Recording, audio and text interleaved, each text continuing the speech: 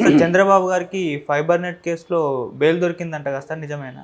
యాక్చువల్గా ఈరోజు సుప్రీంకోర్టులో ఫైబర్ నెట్ కేసు బెయిల్ పిటిషన్కి సంబంధించిన విచారణ ఉంది. ఎందుకంటే గతంలో హైకోర్టు బెయిల్ నిరాకరించింది. సో దాంతో అంటే బెయిల్ అంటే ముందస్తు బెయిల్, దేంట్లో ఏమీ అరెస్ట్ అవ్వలేదు. బట్ పీటీ వారెంట్ ఇష్యూ అయింది. పీటీ వారెంట్ అంటే ప్రిజనర్ ట్రాన్సిషన్ వారెంట్, అది ఇష్యూ అయింది. దానివల్ల ఆయన సుప్రీంకోర్టుకు వెళ్ళారు. సుప్రీంకోర్టులో ఈరోజు జస్టిస్ అనిరుద్ధ బోస్ అండ్ బేలా త్రివేది వీళ్ళ బెంచ్లో ఉంది. మేబీ ఈరోజు ఖచ్చితంగా బెయిల్ వచ్చే అవకాశాలు ఉన్నాయి. ఒకవేళ బెయిల్ రాకపోతే దాన్ని మళ్ళీ విచారణ వాయిదా పడే అవకాశం కూడా ఉంది. ఎందుకు వాయిదా పడవచ్చు అంటే, గతంలో ఎందుకు బెయిల్ ఇవ్వలేదంటే, ఈ 17A తేలిన తర్వాత దీన్ని విచారించవచ్చు, అంతవరకు దీన్ని విచారణని వాయిదా ఇస్తున్నాం, అంతవరకు ఈయన అరెస్ట్ చేయొద్దు అని సిఐడికి ఆదేశించింది. కాబట్టి ఇప్పుడు కూడా అది ఇంకా తేలలేదు. 17A నిన్న చూసాం మనం. దాంట్లో ఇద్దరు జడ్జెస్, ఇటు అనిరుద్ధ బోస్ కానీ బేలా త్రివేది, ఇద్దరు కూడా చెరొక వాదన వినిపించారు. అనిరుద్ధ బోస్ ఏమో 17A ఆయనకి వర్తించదు అని చెప్పారు. అయితే అంత మేరకి అనిరుద్ధ బోస్ విషయంలో చంద్రబాబుకి కొద్దిగా ఊరటైతే ఉంది, బట్ కంప్లీట్గా ఊరట్లేదు. ఎందుకంటే వాళ్ళు వెళ్ళింది ముందు నుంచి కూడా 17A వర్తించదు కాబట్టి అసలు ఈ ఎఫ్ఐఆర్ చెల్లదు, ఈ రిమాండే చెల్లదు అనేది వాళ్ళు వెళ్ళింది. కానీ ఇక్కడ అనిరుద్ధ బోస్ చెప్పిన దాంట్లో కూడా ఓన్లీ 17A ఈయనకి వర్తిస్తుంది కాబట్టి గవర్నర్ పర్మిషన్ తీసుకోకుండా ఈ పీసీ యాక్ట్ కింద ఈయన్ని విచారించలేం. పీసీ యాక్ట్ అంటే ప్రివెన్షన్ ఆఫ్ కరప్షన్, అవినీతి నిరోధక చట్టం కింద ముఖ్యంగా సెక్షన్ 13(1)(c)(d) అండ్ 13(2) ఈ రెండు సెక్షన్ల కింద విచారించడానికి లేదు. ఎందుకంటే ఈ రెండు సెక్షన్లు కూడా ఉన్నాయి ఆయన మీద అనేది చెప్పారు. కానీ మిగతా ఐపీసీ సెక్షన్లు ఉన్నాయి, దాని కింద ఆయన విచారించవచ్చు. సో రిమాండ్ వ్యాలిడే, ఎఫ్ఐఆర్ వ్యాలిడే, అరెస్ట్ కూడా వ్యాలిడే. కాబట్టి ఆ మేరకు చంద్రబాబుకి కంప్లీట్ ఊరట్ అనేది ఆ విషయంలో స్కిల్ డెవలప్మెంట్ కేసులో లభించలేదు. నిజానికి అది కానీ లభించుంటే మొత్తంగా కూడా ఆయన కేసులన్నింటిలో కూడా విముక్తి దొరికేది. అది లేదు. అంటే ఆయన నిర్దోషిగా చెప్పలేదు, దోషిగా కూడా చెప్పలేదు. ఒక నిందితుడు లేదా ముద్దాయి, అక్యూజ్డ్ అంటాం కదా, అంతవరకు ప్రిజ్యూమ్డ్ ఇదనమాట, నిందితుడిగా పరిగణిస్తారు.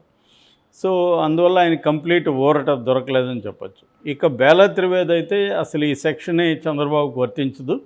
ఇది ఎందుకంటే 2018లో అమెండ్మెంట్ వచ్చింది. ఆ అమెండ్మెంటు క్లియర్గా లేదు, క్లియర్గా అది రెట్రాస్పెక్టివ్గా వర్తిస్తుందని చెప్పలేదు.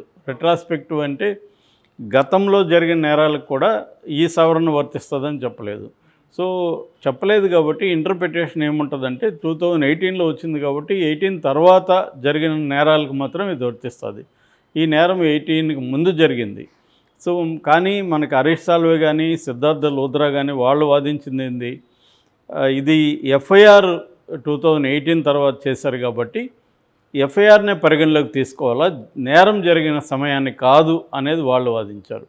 అంటే ఒక చట్టంలో క్లారిటీ లేనప్పుడు దాన్ని ఎలాగైనా ఇంటర్ప్రిట్ చేయొచ్చు. ఇండియాలో మనకి చట్టాలు ఏం చెప్తున్నాయి అనే దానికంటే కూడా ఆ చట్టాల్ని ఎవరు ఎలా వ్యాఖ్యానిస్తున్నారనేది ఇంపార్టెంట్ అనమాట. మనకి మన వేదాలు, పురాణాలు, లేకపోతే ఉపనిషత్తులు, ఇవన్నీ కూడా ఇదే సమస్య ఇండియాలో.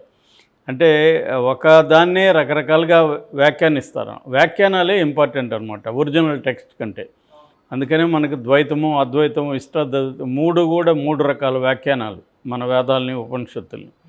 అలాగా మన చట్టాలు కూడా సేమ్ పరిస్థితి. సో అందుకనే జడ్జిలకి డిస్క్రిషనరీ పవర్ చాలా విస్తృతంగా ఇండియాలో ఉంటుందన్నమాట. అంటే దాన్ని ఎలా వాళ్ళు వ్యాఖ్యానిస్తున్నారని. అందుకని కోర్టుకు తేడా ఉంటుంది, జడ్జికి ఇంకో జడ్జికి తేడా ఉంటుంది. అందుకనే ఇద్దరు జడ్జిలకు సంబంధించి కూడా ఇది ఉంది. సో ఇక్కడ ఇంకొక ప్రశ్న ఏంటంటే, అసలు ఇలాంటి విభేదాలు వచ్చే పరిస్థితి ఉన్నప్పుడు ఇద్దరు జడ్జిలను ఎందుకు పెడుతున్నారు అన్న ఒక విమర్శ కూడా మన న్యాయ వ్యవస్థ మీద ఉంది.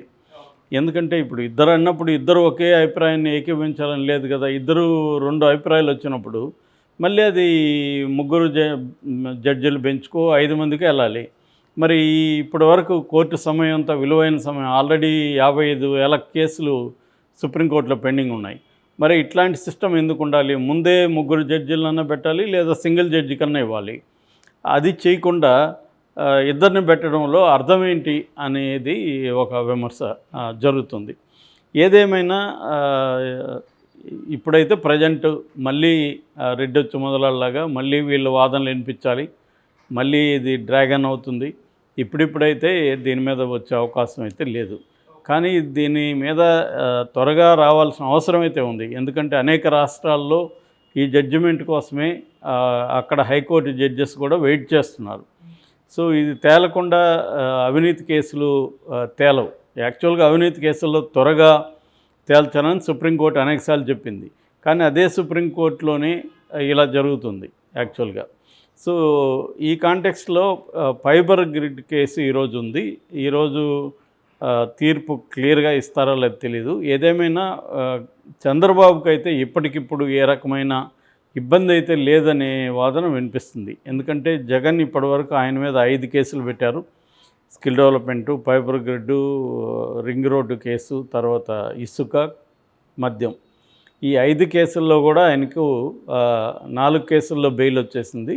స్కిల్ డెవలప్మెంట్ ఏమో రెగ్యులర్ బెయిలు, మిగతా 3 ముందస్తు బెయిల్ వచ్చింది. ఒక్క ఫైబర్ గ్రిడ్లోనే బెయిల్ రావాల్సింది. అది కూడా ఈరోజు ఇచ్చేసే అవకాశం ఉంది. బెయిల్ అన్న ఇస్తారు, లేదా వాయిదా అన్న పడుతుంది. ఏది జరిగినా చంద్రబాబుకి అయితే యథాస్థితి అంటారు, స్టేటస్ కో మాత్రమే నెలకొనే పరిస్థితి ఉంది. ఆయనకి ఇప్పటికిప్పుడు ఇంకా అరెస్ట్ చేసే పరిస్థితి కానీ, లేకపోతే కోర్టుల చుట్టూ తిరగాల్సిన పరిస్థితి కానీ ఇమ్మీడియట్గా చంద్రబాబుకి లేదని చెప్పచ్చు. ఏమైనా చేస్తే అడిషనల్గా ఏమన్నా కేసులు పెడితే చెప్పలేము. ఎందుకంటే ఆల్రెడీ నీరు చెట్టు లాంటి కేసులు పెట్టే అవకాశం ఉంది. తర్వాత హెరిటేజీ కుంభకోణం అని చెప్తున్నారు. ఇలాంటి 2-3 కేసులు ఇంకా రెడీగా ఉన్నాయి. సో అవేమన్నా పెట్టి అరెస్ట్ చేస్తే అప్పుడు ఆయన మళ్ళీ జైలుకి వెళ్ళే అవకాశం ఉంది. అది కూడా ముందస్తు బెయిల్ కూడా వచ్చే అవకాశం ఉంది.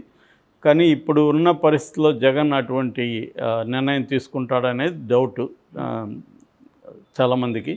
ఎందుకంటే ఎలక్షన్లు దగ్గరగా వచ్చినప్పుడు ఒక ప్రతిపక్ష నాయకుడిని జైల్లో పెడితే దాని సింపతి అనేది పనిచేస్తుంది ఖచ్చితంగా. ఆల్రెడీ జగన్ సక్సెస్ఫుల్గా ఒక 3 నెలల పాటు ఆయన్ని రాజకీయాల నుంచి దూరం చేయగలిగాడు.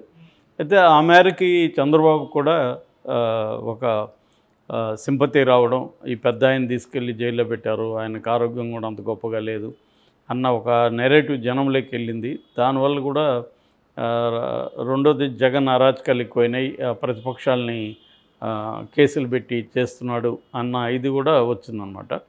సో ఆ కాంటెక్స్ట్ చూసుకున్నప్పుడు ఇప్పుడైతే ఈయనకి బెయిల్ వచ్చినా రాకపోయినా కూడా చంద్రబాబుకు ఎటువంటి ఇబ్బందులు ఎలక్షన్ల వరకు ఉండకపోవచ్చు.